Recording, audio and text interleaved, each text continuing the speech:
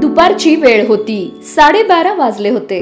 रखरखत्या उन्हात सोलापूरच्या सिव्हिल चौकात वाहतूक नियंत्रणासाठी एक ट्रॅफिक पोलीस आपली ड्युटी बजावत होता.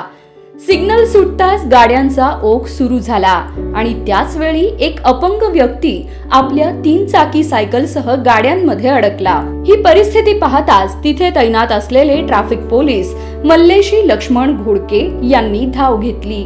हात करत त्यांनी गाड्या थांबवण्याचा प्रयत्न केला आणि अपंग व्यक्तीच्या सायकलला स्वतः पाठीमागून धक्का देत त्याला सुरक्षित रस्त्याच्या पलीकडे पोहोचवलं. हा संपूर्ण हृदयस्पर्शी क्षण राजनीती चॅनलच्या कॅमेऱ्यात कैद झाला. सोशल मीडियावर या घटनेचा व्हिडिओ मोठ्या प्रमाणावर व्हायरल झाला असून ट्रॅफिक पोलिसाच्या या माणुसकीच्या कृतीचं सर्वत्र कौतुक होत आहे.